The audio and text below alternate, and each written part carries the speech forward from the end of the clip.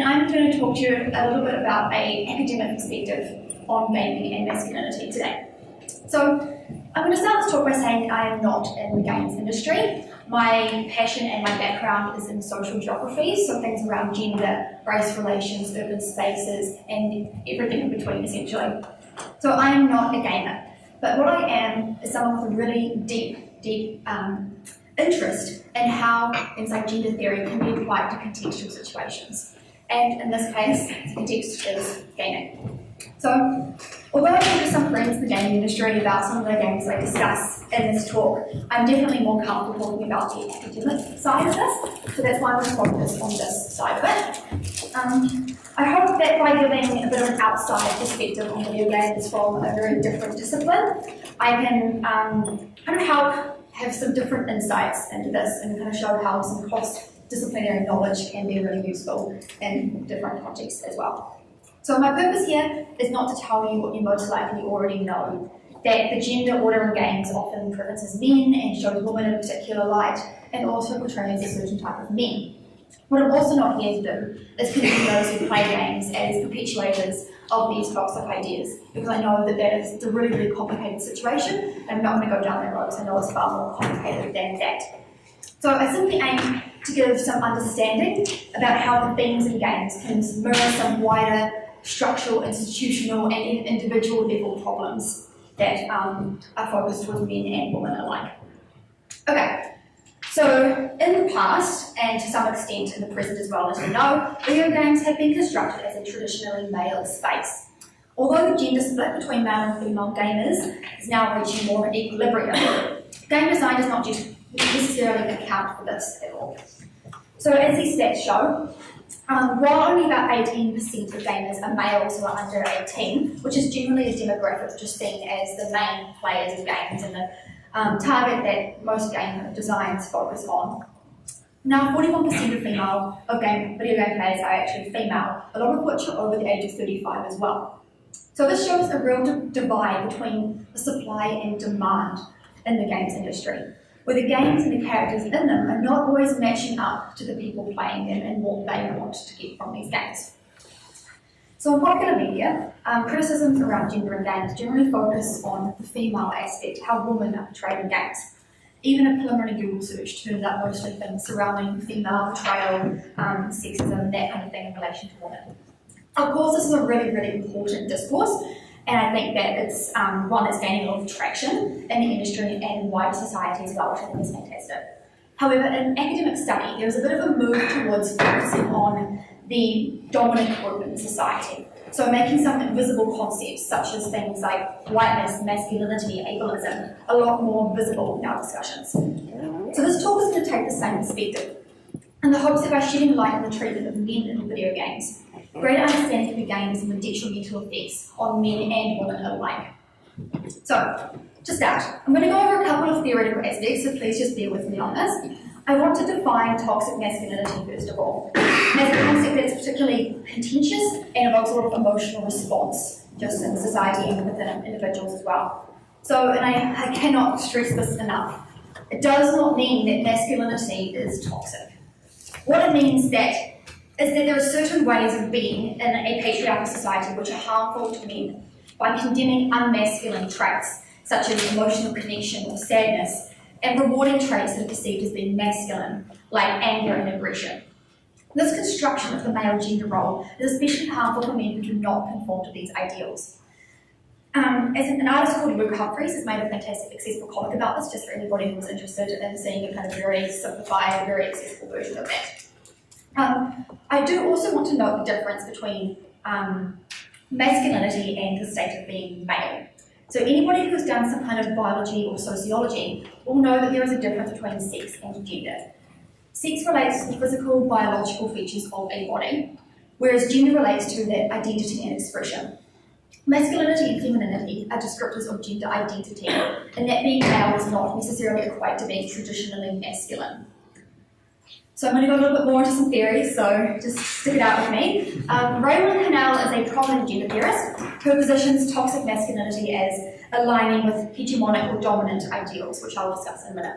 She proposes a masculinity schema, so a kind of like a continuum, so to speak, of masculinities, So this is a changing contextual classification, which you can see laid out behind me.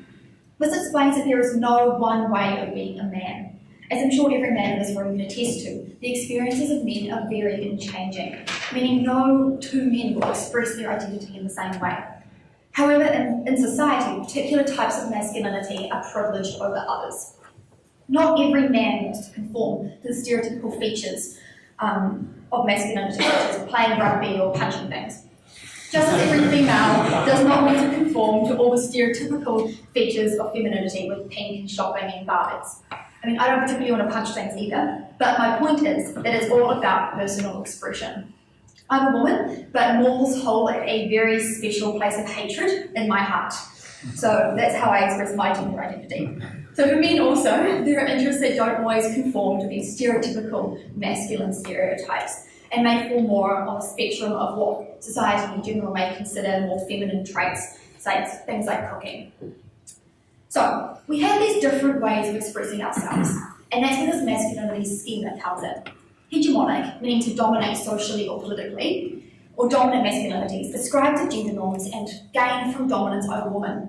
That is not to say that these people who ascribe to this idea are bad people who do this on purpose. They don't spend their days abusing women and flexing. They just happen to fit into the most socially acceptable way of being a man. We privilege attributes that we see as stereotypically masculine: strength, confidence, toughness, force, and power. As I'll elaborate on further in a bit, this is some of the traits that we see popping up in video game characters time and time again. So it's society which views these aspects as the best way of being a man, I just want to clarify. Although individuals may behave differently, it is the collective societal ideals which influence gender order rather than individual ideas. Ways of thinking have become ingrained in societies, and the norm often goes unquestioned. This type of masculinity becomes hegemonic when it becomes widely accepted in culture. So the next kind of discipline that I'll talk about is implicit masculinity. So these are men who don't necessarily fit into these dominant ideals. They're also similar enough to benefit from some of the power relations. So as men, there will always be power structures which privilege them over women in society at present. However, they may be more metrosexual, so to speak, or have a non-masculine job, such as being an academic or a teacher, which is somehow less masculine. But anyway, meaning that they can access all the benefits of dominant masculinity, or are looked down upon by some men. Again, they don't purposefully go out to dominate women when they do ascribe to some of these stereotypical features. It's the wider structures of society which do this. On to subordinate masculinities. These, on the other hand, do not conform to these dominant ideals. They may not fit into a heteronormative standard, or they have interests that are deemed more feminine, such as being a fashion designer. It is important to note that dominant masculinities are seen as very fiercely heterosexual, something which many men obviously do not ascribe to. This could mark them out as subordinate to the dominant ways of being masculine. It does not position them as an unacceptable way of being a man. It simply means that within society in general, they may experience more judgment from others for their behaviours and identities. So finally, we've got marginalised masculinities. So these are men whose position in society makes them face structural inequalities. Although they may conform to dominant ways of being masculine, they cannot achieve the same level of power. They may play rugby, go to the pub, work as a tradie, but they don't have access to certain power structures like a dominantly masculine man might. A good example of this would be a Māori or an African American man.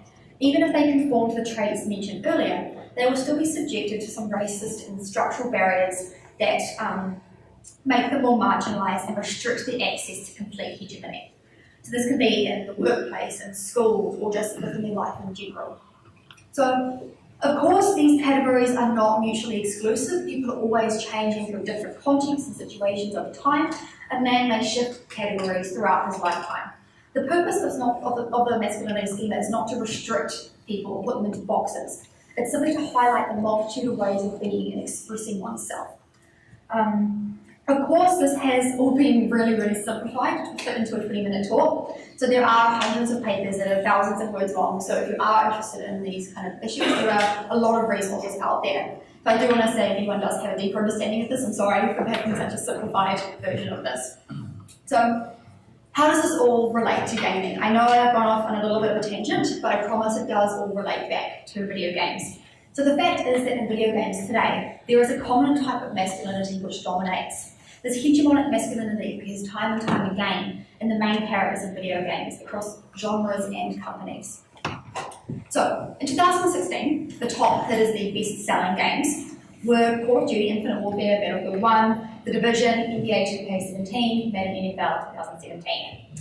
So you'll probably all know from gamers that these are shooter or sports kind of games.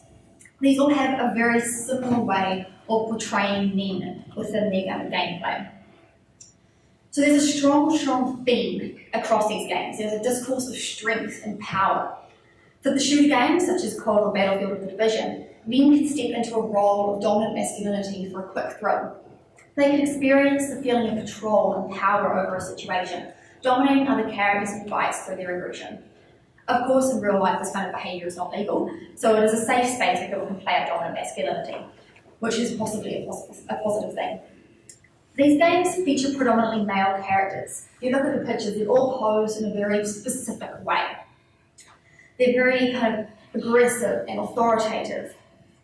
They represent these hegemonically masculine men, physically muscular, predominantly white. Hegemonic masculinity is associated with these aggressive, tough behaviours and stances. The characters that people get to play in the game, such as these top 5, are men who conform to these hegemonic traits. Call of Duty, for example, is a first-person shooter game, meaning that you're essentially playing the masculine man and carrying out his actions. The player gets the chance to enact their masculinity and decide how aggressive their game will be. Same applies to the other shooter games as well. The first-person shooter put the player directly into the action that their character is experiencing, again making them play out how their character reacts to situations. In the game, they can take advantage of the power that this gives them. This may accustom them to the power in real life as well, even though they do not have the advantages that they have in the game, meaning that there may be a bit of a mismatch between the online and virtual personalities and their own experiences of life. If you look at the physicalities of these characters and other male video game characters that are often popular, they're all physically fit, young to middle-aged men, often with strong muscles, unnatural proportions. So these are men in their prime. They have big biceps and washboard abs. This continues the hegemonic ideal of what a man should be like, physically capable so he can provide for a woman, fix things with his hands and protect those around him. This can also link into the use of weapons, as you'll see with the shooter games. They're all holding some kind of weaponry. This carries on the idea of aggression and violence that ties into these dominant ideals. So that men should be able to use a gun to protect others. They should be physically capable and hard enough to deal with fighting somebody. Of course, as we've already discussed, a lot of men don't fit into this idea.